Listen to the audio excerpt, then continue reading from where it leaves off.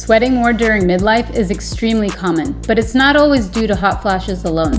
Hi, I'm Dr. Jumana Aldeek. I'm a board-certified family physician who specializes in perimenopause, menopause, and metabolic health. Before I went to med school, I was an NASM-certified personal trainer and health coach, and I helped launch a nationwide personal fitness company called Send Me a Trainer. That experience taught me that lasting health is about much more than prescriptions.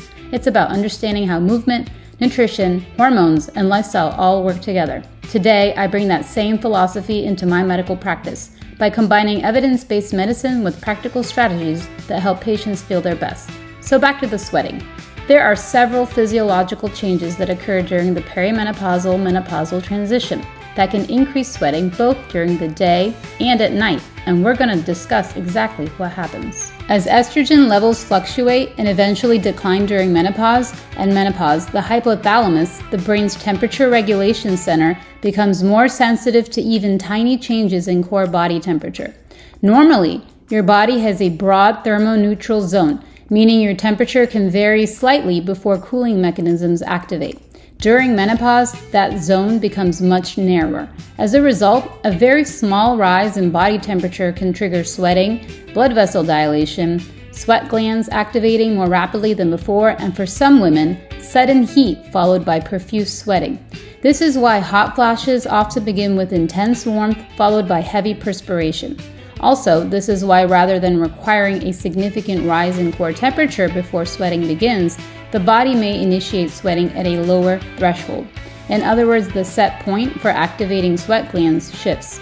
For example, walking outside on an 80-degree Fahrenheit day may now produce noticeable sweating. Mild household chores may leave clothing damp, and exercise may trigger earlier and heavier sweating than before menopause. This reflects altered thermoregulation, even if there's no sudden flushing episode. Scientists used to believe that hot flashes were simply caused by low estrogen. The reality is these symptoms are actually generated by specific neurons in the hypothalamus that become overactive when estrogen declines. A specialized group of hypothalamic neurons called KNDY neurons are central to menopausal hot flashes. KNDY refers to the three signaling molecules these neurons produce: kisspeptin, Neurokinin B, and dynorphin. Kisspeptin stimulates release of gonadotropin-releasing hormone, helping regulate reproductive hormones. Neurokinin B acts as an accelerator, exciting neighboring KNDY neurons and amplifying their activity, and dynorphin acts as the brake, helping dampen the neuronal signal. In healthy premenopausal women, the three signals remain in balance. When estrogen normally exerts a negative feedback on KNDY neurons, it suppresses the genes that encode kisspeptin and Neurokinin B and helps keep this network from becoming overactive. As estrogen falls during perimenopause and menopause, that inhibitory effect weakens. So the KNDY neurons enlarge, they become more active, Neurokinin B production increases, and NK3 receptors are stimulated more frequently. This ends up causing, when the Neurokinin B activates the NK3 receptors, this causes the brain to mistakenly conclude that the body is too warm, even if the core temperature has barely changed. The discovery of the Neurokinin B pathway has been one of the biggest advances in understanding why women experience hot flashes and excessive sweating during menopause. It has also led to the development of the first non-hormonal medication specifically designed to treat vasomotor symptoms, called Veozah and Lynkuet. In addition, estrogen directly affects sweat glands. There are estrogen receptors present on eccrine sweat glands, which are responsible for cooling, skin blood vessels, and in the nervous system. Lower estrogen appears to alter how these glands respond to nerve signals, making sweating occur much more easily. Okay, so we have talked about how estrogen or lack of estrogen contributes to sweating, but what are other contributions that may cause sweating in midlife? Number 1, many women wake drenched because body temperature naturally fluctuates during sleep, and even a small temperature change can trigger a sweating episode. Number 2, In midlife, weight gain is more common and adipose or fat tissue acts as insulation. Women who gain weight during menopause often retain heat more easily, need to sweat more to cool themselves, and experience more severe vasomotor symptoms, i.e. hot flashes.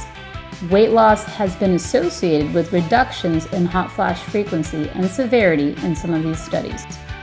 Number 3. In midlife, women tend to lose lean muscle, and this changes metabolism, altering health production and heat dissipation. As a result, during exercise, many women notice that they overheat sooner, they sweat earlier, and that recovery takes longer. For women with bothersome vasomotor symptoms and no contraindications, menopause hormone therapy, or MHT, is considered the most effective treatment. By replacing estrogen, MHT helps widen the thermoneutral zone, stabilizes the hypothalamic temperature regulation, reduces the activation of sweat glands, decreases daytime sweating and night sweats, and overall sleep quality is improved.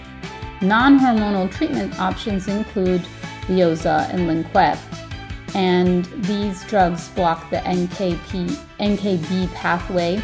Another drug, also known as oxybutynin, which was originally used as an overactive bladder medication, has been used off-label to help reduce hot flashes and sweating. And of course, SSRIs and SNRIs are also used to help with hot flashes, as is gabapentin, which works at the site of the brain on GABA receptors. Topical medications like prescription aluminum chloride, topical glycopyridine, and Botox can help with the excessive sweating. And finally, lifestyle measures like cooling mattress pads, fans, moisture-wicking sleepwear, weight loss, limiting alcohol, and spicy foods can also help. Now, could the sweating be something else? Well, yes, persistent or severe sweating warrants evaluation if accompanied by symptoms like fever, weight loss, enlarged lymph nodes, palpitations, diarrhea, new medications. There are other causes, and they include hyperthyroidism, type 2 diabetes, and some medications like antidepressants, steroids can do it, infections, cancers, and sleep apnea. So make sure you're talking to your doctor to rule out other issues. A common misconception is that menopause makes women run hotter. In reality, average core body temperature often decreases slightly after menopause.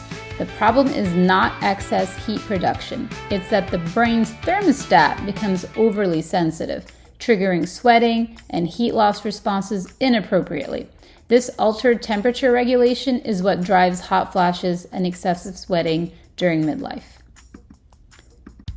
Thank you so much for listening today. I hope today's conversation has helped you better understand what's happening in your body and reminded you that there are evidence-based solutions available.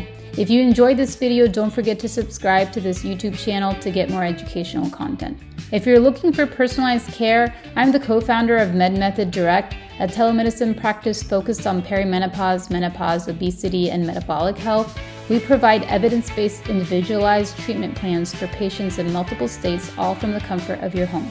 You can learn more at medmethoddirect.com, and you can also find additional educational content, articles, and resources on my website, drjumanaaldeek.com. I love sharing the latest research in a way that's practical and easy to understand. Thanks again for listening, and I look forward to connecting with you.